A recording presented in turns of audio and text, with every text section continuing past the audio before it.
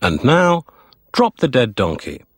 This episode was first shown in the run-up to Christmas '91, when the full scale of the Maxwell scandal began to hit home and the Soviet Union was about to disappear.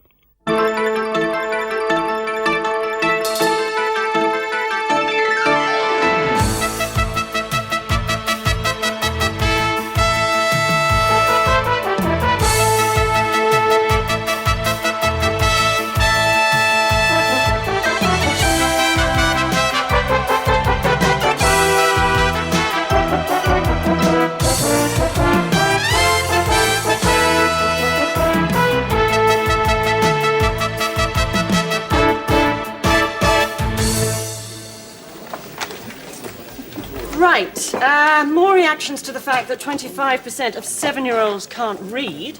Oh, it's terrible, isn't it? Deborah could write by the time she was 5. I remember on her birthday, she spray canned dye scum on our bedroom wall. Anyway, now look, I know we're all looking forward to this afternoon's Christmas party, but I'm sure I don't have to remind you we all have a lot of work still to do. Thank you. Just in, George. Reports of napalm being used in Yugoslavia. Dave, we are still working, so if you could please... Mince pie, George. Thank you. I do not want a mince pie. George, can I have a quick word? I've received another letter from William Rees-Mogg, Broadcasting Standards Council. He'd like some ambiguities resolved concerning Damien's crushed orphans piece. I'll leave it in your safe hands, Goldie. This is all your fault, Damien. Oh, come on, George. It looked great, the interview with that victim. All that blood and tubes up her nose. She only had concussion. You stuck the tubes up her nose. And it looked great. Now, George, I'm going to need some time off next week as I'm helping in one of those Christmas shelters for the homeless. Oh, right. Well, of course we'll try and accommodate that. Yes, 3:25 to 3:30 Christmas Eve. Right, more on Russia's problems. They want to trade nuclear missiles for food. All right, well, I've got a few spare bags of sugar. I can trade them for a warhead and keep it in my front room in case those bloody carol singers come round again. I'm getting nowhere here. All right, meeting over. You can all go and have your little Christmas party. God bless you, Mr. Scrooge. Well, I won't enjoy it. I can't even drink on these pills I'm taking. Well, one's not going to hurt me. They all hurt you, George. Even in small amounts. Alcohol causes headaches, loss of concentration, nervousness, depression. But I've had all those for months and I don't even drink. No, George, you don't get maudlin and self-pitying for another 2 hours yet if you've no respect for the traditions of Christmas parties. Here you are. I brought you all Christmas cards. I like her to be so thoughtful. Oh, look. Signed by her personal assistant. I hope we're not having a strippogram like last year. No. Dave's organised a John Majoragram. John Majoragram. Well, they send round a bloke in a suit. He stands here for 10 minutes. No one notices it when he goes away. Enjoying the party, everyone? Fantastic. Nice of you to come along. Good to see you. Oh, I'm glad you're enjoying yourself. Not. Fantastic. All right, ladies and gentlemen, pray jam shut your jaundiced journalistic jaws and point your pissed peepers at the nearest TV for that annual highlight, the Christmas cock-ups tape. Thank you! And here, the Iraqis built a complex network of trenches, which... Okay, Jerry, let's go again. And that is the news on a day when temperatures soared to record levels. Good night.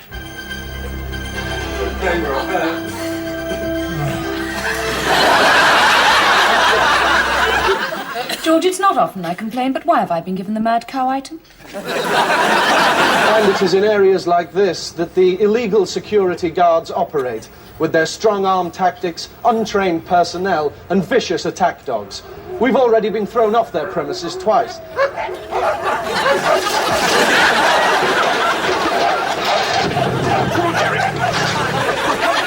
Give me the camera. complain, but...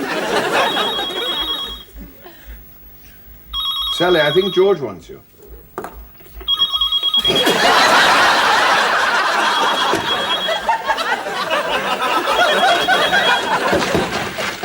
Hey, Jerry, going too, all right? As Serbian snipers in the hills pin down this... What? Dangerous. Don't be silly, Jerry. They couldn't hit an elephant from this distance.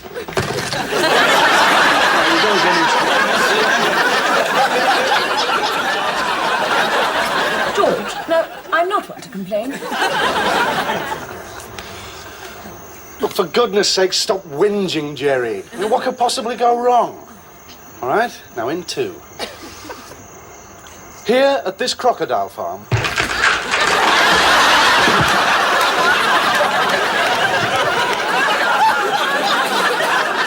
Now, I'm not one to complain, but to complain. Now, I'm not one to complain, but now I'm not one to complain.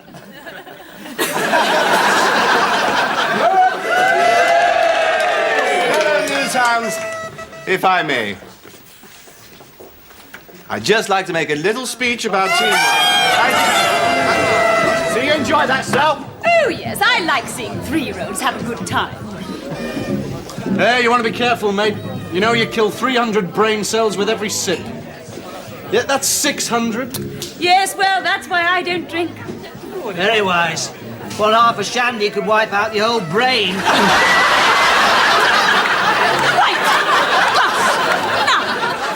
Now, I'm not one to complain. I'm going home. Haven't we met somewhere before? Indeed we have. I thought so. And where was that? I'm the company nurse. Oh, yes, excuse me. How is that nasty little infection? Oh, it's much better. Nice to see you again. Remember, no sex till you're off the antibiotics. Soggy biscuit with salmonella pate. Thank you, but no. All right, Jerry.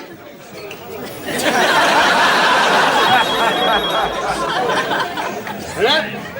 Globelink home for the terminally incontinent. George there speaking. Ah, hello, Mr. Rees-Mogg. Yes, of course, I'm sorry you feel like that. Well, I'm very worried about it too. It's just that... All I can say is that I find it most distressing. I expect the whole meeting to be... Not very funny, Daniel. I'm not drunk. I have had a drink, but I'm not drunk. Good. Because you can have a drink and be drunk, but I've had a drink because when you have a drink, you use your inhibitions and you can have really interesting conversations. Alex, old girl, take my advice. Slash your wrists on your 40th birthday. In fact, when you've had a drink, life can be rather wonderful. Yep. Ah. It's for you. Hello? Well, no, Mummy, now is not exactly the idea. Youth is a blunder. Manhood a struggle. Old age a regret. Yes, I know. Well, look, I'll bring that casserole dish back on Christmas Day, all right? Dead rat vol au vent. Oh, they look nice. We'll come and collect it tomorrow. Yeah, I'll bring it into the office. Alex! No, look, I've got to go now. Yes. Yes, of course, give my love to Squeaky. Alex! Who's Squeaky? A budgerigar, Henrik. Oh, little budgie. That's sweet. I had a hamster once, but I stepped on him by mistake. Poor little Montague, I still miss him. He had a little brown patch over one eye. Coach, can we have a brief, to the point, on the ball conversation? Doubt it. Discipline, George. I have to say I was a little disappointed with the staff's attitude when I went to make my Christmas speech. And I also have to say, George, that I hold you responsible for your lack of control. You may find this funny, but I was interlocking with Sir Royston recently, and he expressed some serious doubts about you, George.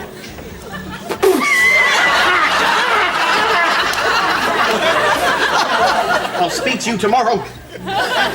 Serious doubts? Ooh. Hello? Yep. Oh, yeah. Shut up, you stupid old bugger. That isn't my mother. No. It's just Damien mucking about pretending to be Sir William Rees-Mogg.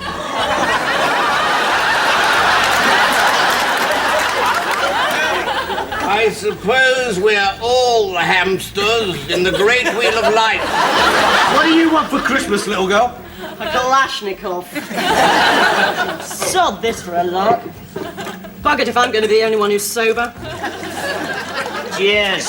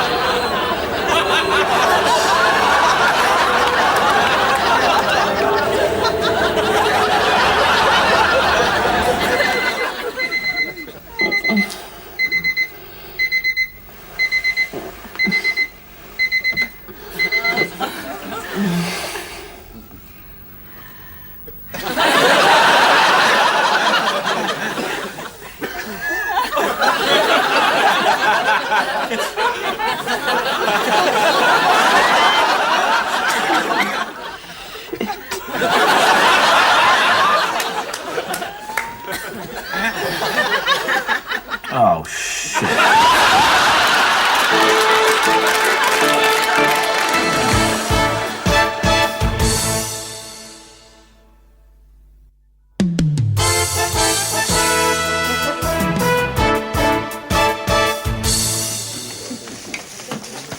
Fancy a bacon sandwich, Henry? I'm off up the canteen in a minute. Oh, no, thank you, Dave. I'm feeling a bit queasy and just the thought of anything greasy could set me off. I want to check the still of Kenneth Baker. Excuse me. Good morning. Morning, Alex. Morning, Dave. Let me say how much I've enjoyed walking around the block in the freezing cold for the last 10 minutes. We couldn't arrive together, could we? You didn't want everyone to find out. That's not... Like we said, let's just put it down as a horrific aberration. Earlier, you said a pleasant mistake. Did I? Well, something like that. Let's face it, we were both complete... Hello, everyone! What a lovely morning it is! I hope nobody's got a hangover! Because, personally, I feel terrific. Who did Dante put in the first circle of hell beneath the atheist? The smug bastard, wasn't it? Henry, you know the office rules. No 14th century literary allusion before lunchtime. Alex Pate. Hi, Mum. Actually, no, I didn't bring the casserole dish in. Well, no, I stayed with a friend last night. Yeah, well, I'll bring it in tomorrow. I've got to go. George.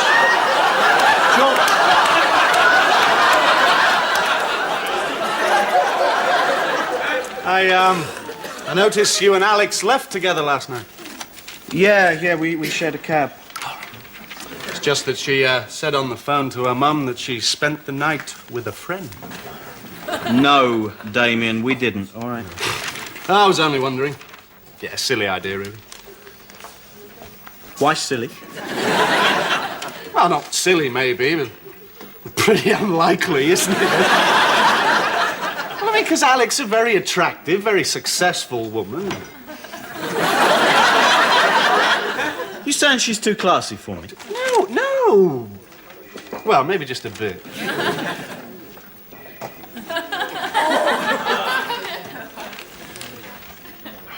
It's basically you're more of a secretary's man, really, aren't you? Well, actually, I did see her. What was she like? Look. I am not going to talk about this, all right? And I do not want you spreading it around. Hey, I'm a friend. You just woke up on Oxford Station? Yes.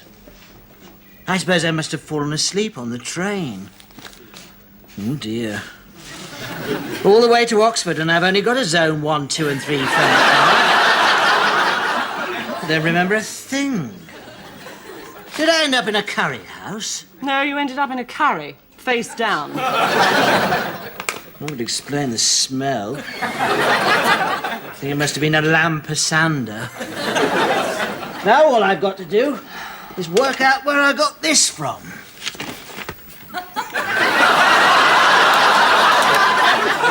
I'll get you a coffee. Nice evening last night, Alex. It's all right, yes. Alex, did any of you use Lilburn minicabs last night? I don't recall, Gus. Oh, because I've had them on the phone complaining. Apparently 2 people ran off without paying. One was sick over the driver.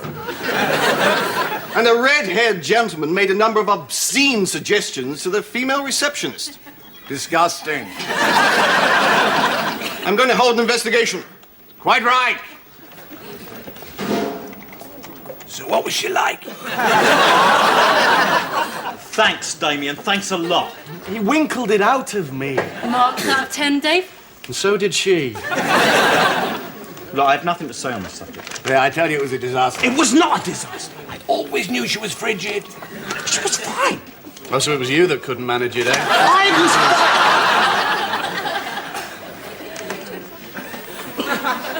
was... It was very good. Horrendous, terrible, embarrassing. No, nobody had very good. You are running a sweepstake? We know that you usually do it, but we didn't think you'd want to. You know, I do remember going to the station now. And I think I was sick at some point. Over a cab driver? No, definitely wasn't in a taxi cab. Why are my trousers all frayed and oily? Listen up! I believe you were all in the Cyprus wine bar last night. I have just had a phone call from their manager. Not only did a red-haired gentleman make a number of obscene suggestions to one of their waitresses, but someone stole some signed photographs of famous clients.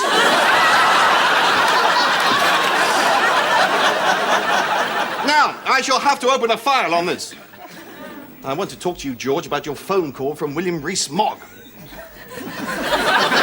Phone call. Latest on Maxwell's debts. Reckon the high street banks are going to have to write off $1.25 billion. I bet they won't mention that in their ads. We're the bank that likes to say piss off because we've given all your money to some fat crook. Right! Who threw up in my filing cabinet? Suddenly it's all coming back to me. Oh, yeah, George, we should cover this. New police computer. It's going to make them more efficient. Yeah, they just feed the suspect's details into the computer and it prints out his confession. George, come with me. I am going to show you an act of unspeakable barbarism. There. What do you think of that? Yeah, not a bad throw. And who asked you, Mr. Incompetence? You've been hours trying to fix that thing. I can't help it if you abuse it. Oh, typical. Blame the customer. So you're saying no one's abused this machine? Yes, exactly. Well understood. Office party, was it? Happens a lot. Photocopiers don't like people sitting on them. Anybody you recognise, Sally? Alex, can I have a word? Something I feel I want to tell you. As a friend. Now, you know how thin the partition is between the ladies and the gents. Well, I just couldn't help overhearing Henry talking to, well, quite a lot of people, actually. He was saying how Dave claimed he'd slept with you. Henry said that you weren't at all bad, not frigid like he had expected. Well, that's something, eh? And apparently you went on top. Thank you, Sally. What are friends for? You know, this definitely rings a bell. I'm just worried she'll find out I blabbed. Oh, come on, who'd tell her? Yeah, you're right, no one. That'd be just downright vindictive. Exactly. Yeah. Yeah, there's no way she'd find out.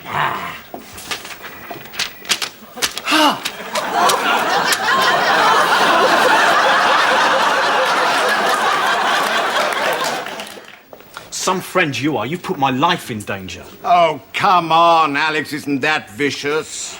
Yeah, maybe you're right. Mind you, she did punch that messenger that pinched her bottom that time. Oh, yeah. Yeah, we were finding teeth under the desk for weeks after that. I mean, that's what's so impressive about Alex. It's her timing. Such a natural athlete. Yeah, the way she hits that tennis ball, smack, bang, it's gone. You know, I think she brought a tennis racket into the office this morning. Yeah, this is very funny. Hello? Oh, hello, Mrs. Pates. Yes, it's her. You're going to come into the office to pick up a casserole? Yes, I've got that. No, I don't mind taking a message. Bye, Mrs. Pates. Silly old cow. Alex, can we talk? No. Look, we're going to have to work together. Listen, Dave. We are mature professionals. And as such, we should be perfectly capable of handling these minor emotional upsets, right? Right. By the way, I've slashed your car tires. Right. Dave, would you mind leaving us a moment? Right. Alex, I just wanted a quick informal chat about a delicate matter of an intimate nature. About me sleeping with Dave. Well, it does seem to have caused a certain amount of disruption. Well, obviously, George, I bow to the judgment of the man who got appallingly drunk at the office party, ransacked a wine bar, fell asleep in a lampasanda, returned to the office, photocopied his arse, threw up in his boss's filing cabinet, and then mugged a 10-year-old and attempted to ride his BMX bike to the station. I tried to ride a bicycle? Yes. Oh, that explains it. The rips in my trousers and the oil stains. Now I remember everything. If I can have your attention. This time, in this democratic village, which we call our workplace, I think it's sometimes a good idea for us to get together and share our problems. Like the problem of how we're going to pay the claims for compensation arising from the Christmas party. So, over to you, Coach. Actually, I'd like to make a staff announcement while everybody's gathered together, if that's okay. Of course. Right, now, it may possibly have come to your attention that I slept with Dave after the office party. So I would just like to point out, in the interests of the public's right to know, that not only does he display all the sexual prowess of a panda, but he also has a very, very small penis. So, should any woman in this office ever contemplate sleeping with Dave, even if she does possess a powerful magnifying glass, I would suggest that she avoids it like the plague. And I would just like to close by saying that getting completely legless and having a truly dreadful one-night stand with a sexual incompetent has undoubtedly been the most excruciatingly embarrassing moment of my life.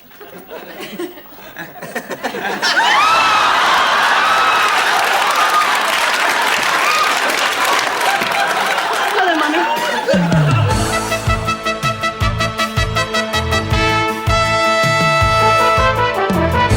What's this? More about Russian food shortages. Yeah, this whole crisis is going to end in carnage. Famine, massacres, hand-to-hand fighting. I can't wait. You know you're a very shallow person, Damien. The collapse of communism is a historic watershed. They're even going to remove Lenin's body from his mausoleum.